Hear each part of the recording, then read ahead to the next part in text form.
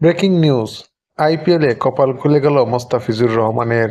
যে একটি শর্তে মোস্তাফিজুর রহমান খেলবেন লখনৌ সুপার জায়ান্টসের হয়ে। বিস্তারিত জানতে সম্পূর্ণ ভিডিওটি দেখুন। দর্শক, আইপিএল ২০২৪ সালে দুর্দান্ত সময় পার করেছিলেন বাংলাদেশের সেরা পেসার মোস্তাফিজুর রহমান। ২০২৫ সালের আইপিএলের মেগা নিলামে দল না পেলেও এবার বাজিমাত করেছেন মোস্তাফিজ। লখনৌ সুপার জায়ান্টসের মালিক সঞ্জীব ভারতীয় ক্রিকেট বিষয়ক ওয়েবসাইট ক্রিকটাকারের এক প্রতিবেদনে বিষয়টি খোলাসা করেছেন। তিনি বলেন, মোস্তাফিজুর রহমানকে আমরা একটি শর্তে দলে নিতে চাই। বিসিবিকে ইতিমধ্যেই আমরা সে শর্ত জানিয়ে দিয়েছি।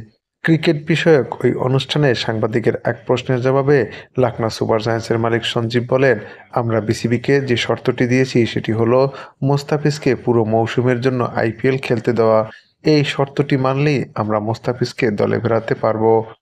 মোস্তাফিজ সম্পর্কে তিনি বলেন, মোস্তাফিজ দুর্দান্ত মানের একজন বোলার, যা আমরা আইপিএল ২০২৪ সালেও দেখেছি। চেন্নাইয়ের হয়ে দুর্দান্ত সময় পার করেছেন তিনি। উপমহাদেশীয় কন্ডিশনে মোস্তাফিজুর রহমান বেশ কার্যকরী।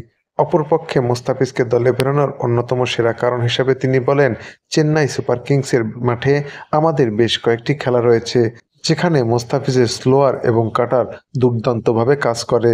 তাই আমরা মোস্তাফিজকে আমাদের দলে ফেরানোর সর্বোচ্চ চেষ্টাটাই করছি। অপরদিকে তিনি বলেন, মোস্তাফিজকে দলে ফেরানোর অন্যতম প্রতিবন্ধকতা হচ্ছে তাদের ক্রিকেট বোর্ড।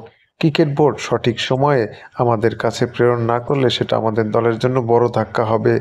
তাই আমরা বিসিবিকে একটি শর্ত দিয়েছি, যাতে করে আমরা মোস্তাফিজকে পুরো মৌসুমের জন্য দলে পেতে পারি।